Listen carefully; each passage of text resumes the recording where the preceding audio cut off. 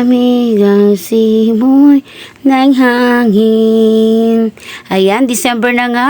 Ramdam na nga dito sa Pinas ang lamig ng hangin tuwing madaling araw. Tapos ito nga, naglinis nga ako ng bahay at ako'y gagawa ng aking Christmas tree na gawa sa recycle. Ayan, ang aking gagamitin ng materialis ay aking kawayan ay nung birthday pa ng anak ko, nung pala sabit-sabit na lalagyan ng candy. Tapos pagkatapos ng kumpuni ng aking father, nilagyan ko nga siya ng maraming papel, yung mga scratch paper ng pandemic. Kinalkal ko talaga sa baul namin. Lahat yan po scratch paper. Tapos yung garland ko nga, mga colored paper na ginamit ng anak ko na may mga lukot-lukot na binilog ko siya. Tapos pinagdugtong-dugtong ko. Size nga lang yan ng 20 pesos. Ang laki ng garland ko. Ayan, bising-bising nga ako dyan. Pinapahaba ko siya dahil yan nga ang gagawin kong garland. Tapos yung aking gilid niyan, nirolyo ko yung mga DVD ko, yung mga cover ng mga DVD ko yan, nirolyo ko yun nandito banda sa may baba. Tapos yung mga gitna ko po yan, DVD CD yan, yung DVD CD na uso pa nung mga nakaraang taon, na tenga lang din dun sa taas ko, at wala na naman kaming DVD at parang hindi na rin sila gumagana, kaya ginawa ko siyang Christmas tree. Ayan. Tapos nilagyan ko nga ng Merry Christmas. Yan. Nag-DIY na ako sa mga scratch paper. Tapos mga colored paper. Tapos ginawan ko ng pentel pen. Ayan po ang aking mga materials na ginamit. O, diba? Tsaran! Mayroon na akong Christmas tree. Gawa sa scratch paper. Sa mga recycle na DVD.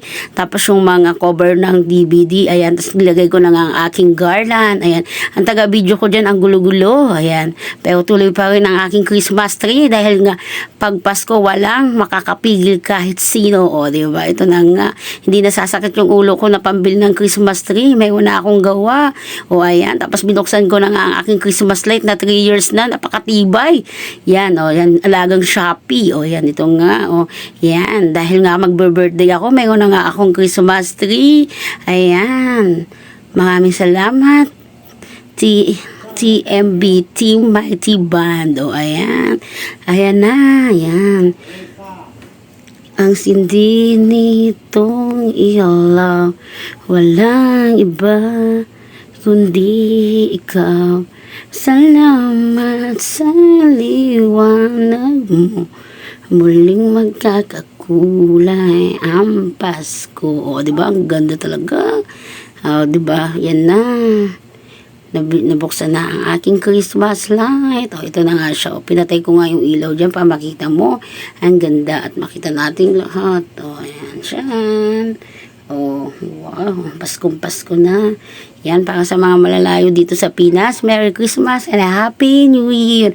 Team Mighty Band. God bless you. Ito na nga ang harap at likod. Bye-bye. Trivia lang po, ang Pasko ang pinakamasayang araw dahil ito ay ang araw ng pamilya at ito din ang araw na isinilang ang ating mahal na Panginoon. Yun lang.